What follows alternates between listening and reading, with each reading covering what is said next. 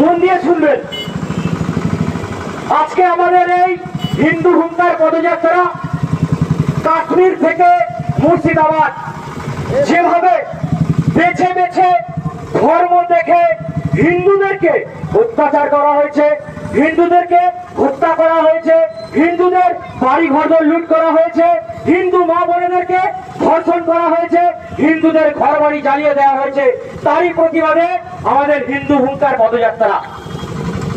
এই পদযাত্রায় আমরা কেউ রাজনীতি করার জন্য আসিনি, আমরা কেউ নিজেদের ক্যারিয়ার করার জন্য আসিনি, আমরা এসেছি, আমরা রাস্তায় নেমেছি হিন্দুদের সুরক্ষা করার জন্য, হিন্দুদের সুরক্ষা দেওয়ার জন্য, হিন্দুদের ভবিষ্যৎকে সুরক্ষিত রাখার জন্য, হিন্দুদের সন্তানদের ভবিষ্যৎ সুরক্ষিত রাখার জন্য আজকে আমরা রাস্তায় নেমেছি।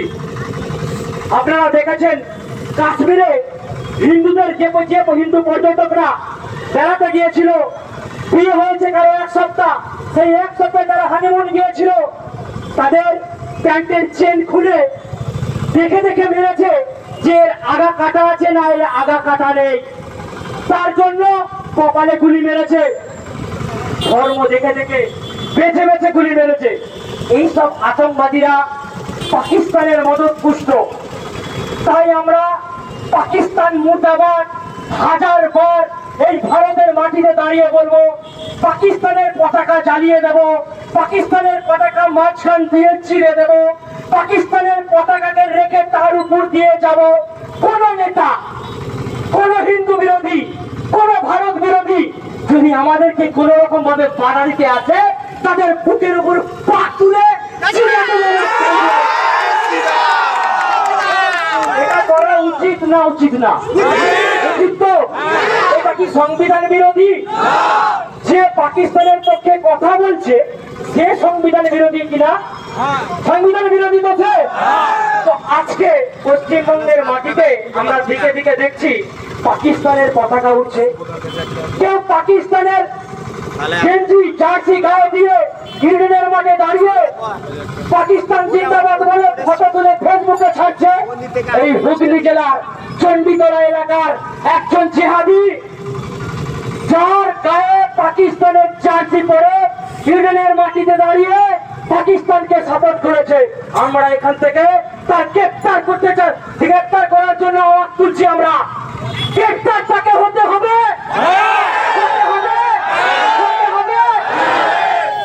আপনারা একটু ভালো করে জেনে নিন, এই হুগলি জেলার চণ্ডীতলায় পাকিস্তানের জার্সি পরে ইউনিয়নের মাটিতে দাঁড়িয়ে পাকিস্তানের সাপোর্ট করেছে সেই জিহাদের গ্রেফতার চাই আমরা। আজকে পশ্চিমবঙ্গের দিকে দিকে হিন্দুদের উপর কিভাবে অত্যাচার হলো, এরা কারা? এরা বাংলাদেশি মদতপুষ্ট, এরা পাকিস্তানি মদতপুষ্ট, এরা বিদেশি ফান্ডের দ্বারা চলে। তারা হরগোবিন্দ দাস, চন্দন দাস, যারা সিপিএম এর কার্যকর্তা ছিল, সিপিএম এর কর্মী, তাদেরকে ধরে কুপিয়ে দিয়েছে, কুপিয়ে হত্যা করেছে এই সিপিএম, এই কমিউনিস্ট পার্টির নেতারা। কোন রকম আন্দোলন করেছে দেখেছেন? করেছে কোন রকম আন্দোলন? তারপরেও এরা বলে যাচ্ছে সব দোষটাই নাকি হিন্দুদের, সব দোষটাই নাকি আরএসএস করেছে, সব দোষটাই নাকি বিজেপির লোকেরা করেছে। আরে মুর্শিদাবাদ এমন একটা জায়গা যেখানে 80% বাংলাদেশি পাকিস্তানি তে ভরা, 80%, সেখানে 20% হিন্দু। আমি আপনাদেরকে বলছি, আমি কি এখানে রাজনীতি করতে আসিনি। আপনি এখানে দাঁড়িয়ে দেখুন, যারা আরএসএস করছে তাদেরকে গ্রেফতার করার চেষ্টা হচ্ছে, যারা হিন্দু জাগরণ মঞ্চ করছে তাদেরকে অ্যারেস্ট করার চেষ্টা করছে, যারা বিজেপি করছে তাদেরকে অ্যারেস্ট করার চেষ্টা করছে। বলছি এই হুগলি জেলায় 80% হিন্দু আছে এখনো। এই 80% হিন্দুকে যদি হুগলি জেলায় এত অত্যাচার করা হয়, তাহলে এই 20% হিন্দুকে মুর্শিদাবাদে কিভাবে অত্যাচার করা হচ্ছে? মুর্শিদাবাদে তারা আরএসএস করার সাহস পায় কি? তারা বিজেপি করার সাহস পায় কি? পায় না। তবু তারা বলে যাচ্ছে ওখানে হিন্দুরা যা করছে, অত্যাচার করেছে, ওখানে আরএসএস এর লোকেরা ঝামেলা লাগিয়েছে, ওখানে বিজেপির লোকেরা ঝামেলা লাগিয়েছে। আসলে হিন্দুদেরকে বোকা বানিয়ে রাখা হচ্ছে। আমি সমস্ত হিন্দুদেরকে হাত জোর করে বলতে চাই, আগামী দিন এই পশ্চিমবঙ্গকে বাংলাদেশের সাথে যুক্ত করতে চায় এই বাংলাদেশি জেহাদিরা, পাকিস্তানি জেহাদিরা, আর তাতে মদত করছে পশ্চিমবাংলার কিছু নেতা। আপনারা সচেতন হন, নিজের এলাকায় হিন্দু বাহিনী গড়ে তুলুন, নিজের পাড়ায় হিন্দু বাহিনী গড়ে তুলুন, তাদেরকে হিন্দু ধর্মের শিক্ষা দিন, মন্দিরে মন্দিরে গীতা পাঠ করান, মন্দিরে মন্দিরে হনুমান চালিসা পাঠ করান। আর যেখানেই মন্দির আছে, যেখানে হিন্দুত্ববাদী ভাইরা আছে, তাদের সাথে আপনারা যোগ দিন। একে অপরকে দেখলে রাম রাম বলুন, জয় শ্রীরাম বলুন, রাধে রাধে বলুন, জয় নিতাই বলুন, জয় মা কালী বলুন। তবে আগামী দিনে হিন্দুদের ভবিষ্যৎ সুরক্ষিত হবে।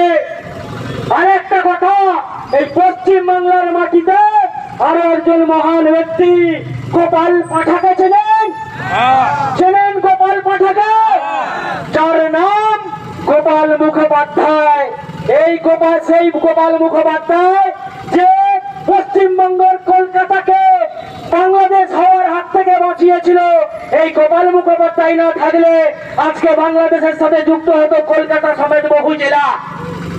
এই গোপাল মুখোপাধ্যায় সেই দিন 1946 সাল 16ই আগস্ট ডাইরেক্ট অ্যাকশন ঘোষণা হয়েছিল, যেখানে আমার হিন্দু মা বোনেদেরকে কুপিয়েছিল, হিন্দু বোনেদেরকে ধর্ষণ করেছিল, তাদের যমুনাঙ্গে গোজ ঢুকিয়ে দিয়ে টাঙিয়ে দিয়েছিল। সেই খুব সময় গোপাল মুখোপাধ্যায় যদি না থাকতো আর তাদেরকে বাঁচানো যেত না। এই গোপাল মুখোপাধ্যায় সেই সময়, আজকে আমরা বলি না, আজকে আমরা দেখি না পশ্চিমবাংলায় কতগুলো পক্ষ জন্মেছে। কে বলে আমি বাংলা পক্ষ, কে বলে আমি এই পক্ষ সেই পক্ষ। এই বাংলা পক্ষ কোনদিন হিন্দুদের পক্ষে কথা বলেছে? বাঙালি কাকে বলে? বাঙালি কাকে বলে? যারা প্রত্যেক দিন সন্ধ্যা দেয়, যারা প্রত্যেক দিন শাঁখ বাজায়, যারা ঘরে দুয়ারে আলপনা দেয়, যারা 25শে বৈশাখে রবীন্দ্রনাথ ঠাকুরের জন্মদিন পালন করে, যারা 25শে বৈশাখ পালন করে, যারা বিবেকানন্দকে মানে, যারা নেতাজি সুভাষ বোসকে মানে, তারা হলো আসল বাঙালি। আপনারা বলুন, এই পশ্চিমবঙ্গের মাটিতে রবীন্দ্রনাথ ঠাকুরের জন্মদিন কারা পালন করে? কারা পালন করে? বাঙালির কালচার, বাঙালির কৃষ্টি, বাঙালির সংস্কারকে যারা মানে না, তারা বাঙালি হতে পারে না। আসলে বাঙালি আমরা হিন্দুরাই হলাম আসল বাঙালি। এই বাংলার মাটিতে হিন্দুদেরই অধিকার। এই পশ্চিমবঙ্গকে সৃষ্টি করেছিল শ্যামাপ্রসাদ মুখোপাধ্যায় শুধুমাত্র বাঙালি হিন্দুদের জন্য। এই দেশ ভাগ হয়েছিল দ্বিজাতি তত্ত্বের ভিত্তিতে, ধর্মের ভিত্তিতে, যে এখানে মুসলমানরা আলাদা জাতি, এরা থাকতে পারছে না, তার জন্য এদেরকে আলাদা দেশ করে দিতে হবে। তার জন্য ভারত ভেঙে তৈরি হয়েছিল পাকিস্তান, পরে পাকিস্তান ভেঙে তৈরি হয়েছিল বাংলাদেশ। আজকে বাংলাদেশ পাকিস্তান ইসলামিক কান্ট্রি, সেখানে হিন্দুরা সুরক্ষিত থাকতে পারে না। আমি বলছি সেদিন ওই পাকিস্তান, ওই বাংলাদেশ ইসলামিক কান্ট্রি হয়ে গেল, আর আজকে ভারত কেন গণতন্ত্রে থাকবে ভাই? তাহলে তো হিন্দুদের সাথে ছেলে খেলা হয়েছে, হিন্দুদের সাথে বেইমানি করা হয়েছে। আজকে সময় এসেছে ভারতকে হিন্দু রাষ্ট্র বানাবার, আজকে সময় এসেছে ভারতকে অখণ্ড বানাবার। তাই আমাদের যা যা করার তাই করতে হবে। বর্তমান ভারত সরকার পাকিস্তানকে মাটির সাথে মিশিয়ে দেবে, তাদের সাথ দিতে হবে আমাদের। যদি আমাদের দরকার পড়ে, যদি আমাদের ভাইদেরকে দরকার পড়ে ভারতীয় সেনাবাহিনীর সাথে গিয়ে আমরা যোগ দিতে ভাববো না। পাকিস্তানকে মাটির সাথে মিশিয়ে দেবো, অখণ্ড ভারত আবার হবে। বাংলাদেশকে মাটির সাথে মিশিয়ে দেব, অখণ্ড ভারত আবার হবে। মুনি ঋষিদের কথা কখনো বিফলে যায় না। ঋষি অরবিন্দ জেলে বসে বসে তিনি ঋষি হয়ে গিয়েছিলেন। তিনি সেখান থেকে দাঁড়িয়ে বসে বলেছিলেন ধ্যানমগ্ন অবস্থায় যে আমি দেখতে পাচ্ছি এ স্বাধীনতা সঠিক স্বাধীনতা নয়। ভারত আবার অখণ্ড হবে। পাকিস্তান, বাংলাদেশ, আফগানিস্তান যা ভারতের সঙ্গে থেকে কেটে গেছে, আবার যুক্ত হয়ে ভারত অখণ্ড হবে। আগামী দিন অখণ্ড হবে, আর অখণ্ড ভারতের সৈনিক হব আমরা। আমরা লড়াই করে ভারতকে অখণ্ড তৈরি করব। তার জন্য যা করার তাই করব আমরা। তাই এই গোপাল পাঠা হতে হবে আপনাদেরকে। সেই গোপাল পাঠা সেই দিন এই যে বাঙালি, কিছু বিহারি, কিছু পাঞ্জাবি সকলকে নিয়ে একটা টিম গঠন করেছিল। আর টিম গঠন করে সমস্ত হিন্দুদেরকে বাঁচাবার জন্য রাস্তায় নেমেছিল। আর রাস্তায় নেমে যখন পাল্টা শুরু করেছিল, পাল্টা জিহাদিদেরকে যখন মারতে শুরু করেছিল, তখন সেই জিহাদিরা ছুটতে শুরু করেছিল। তখন সুরাবর্দির মাথায় এসেছিল এইবার সেনা লাগাতে হবে, নইলে ইসলামিক জিহাদি যারা হিন্দুদের উপর অত্যাচার করছে এরা কচু কাটা হয়ে যাবে। সেই গোপাল পাঠাকে আমরা দুহাত তুলে প্রণাম জানাই। সেই গোপাল পাঠা হতে হবে। গ্রামে গ্রামে গোপাল পাঠা তৈরি করতে হবে। গ্রামে গ্রামে সেই গোপাল পাঠার নেতৃত্বে একটা করে হিন্দু বাহিনী দরকার। আপনারা পারবেন? সকলে মিলে আজ থেকে নিজের এলাকায় গিয়ে হিন্দু বাহিনী তৈরি করুন। যখনই অত্যাচার হবে, যেরকম বহুত অত্যাচার, আমরা সবাই মিলে একসাথে গর্জে উঠবো। তবে পশ্চিম বাংলার হিন্দুরা বাঁচবে, তবে এই দেশ বাঁচবে, তবে পশ্চিমবঙ্গ বাঁচবে। তাই সমস্ত হিন্দুদের কাছে হাত জোর করে আমি নিবেদন করছি, আপনারা নিজেরা আর বিভক্ত হয়ে থাকবেন না।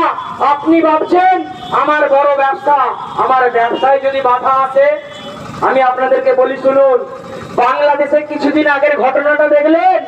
হ্যাঁ, দুজন পুলিশ অফিসার তারা হিন্দু হওয়ার কারণে ওখানকার ন্যাশনাল হাইওয়ের উপরেতে দুজনকে গলায় দড়ি দিয়ে ঝুলিয়ে দিয়েছিল। দেখেছেন সবাই?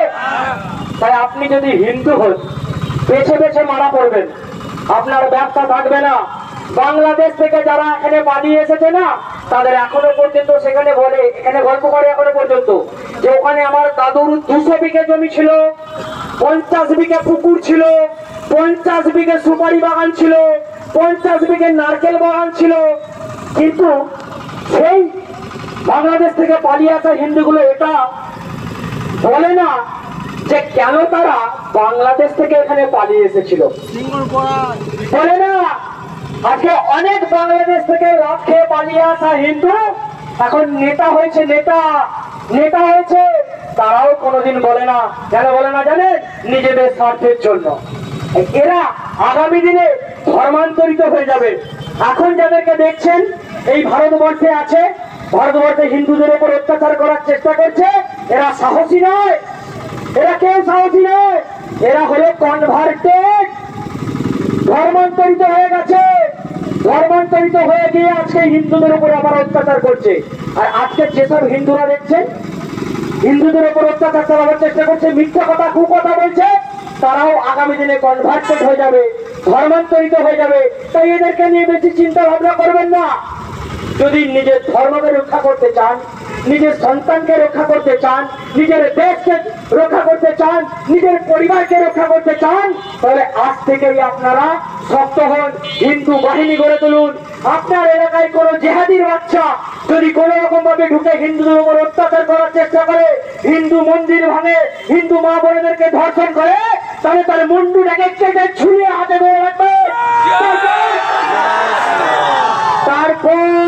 তারপর এলাকার হিন্দুরা তার বিচার করবে। আমরা হিন্দু জাগরণের সংগঠন থেকে আপনাদেরকে বলছি, আমরা সব সময় হিন্দুদের পাশে আছি। 13 সাল থেকে, সেই 2013 সাল থেকে আজ পর্যন্ত আমরা কিন্তু আমাদের প্রতিজ্ঞা ভঙ্গ করিনি। বহু অত্যাচার হয়েছে, বারবার আমাদের ছেলেদের জেল হয়েছে, বারবার আমাদের ছেলেদের কত কেস হয়েছে। আমরা যখন সকালবেলা কোর্টে যাই, সন্ধ্যাবেলা ফিরি, পরের দিনকে আবার কোর্টে যাই, সন্ধ্যাবেলা ফিরি, কিন্তু আমাদেরকে কেউ দমাতে পারেনি। তাই এইসব নেতাদের ফেটে যায় যে এই ছেলেগুলোকে আমরা দমাতে পারছি না, কিনতে পারছি না।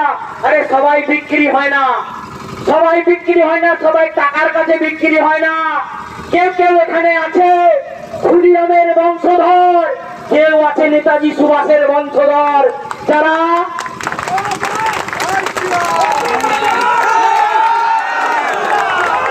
যারা টাকার কাছে বিক্রি হয় না।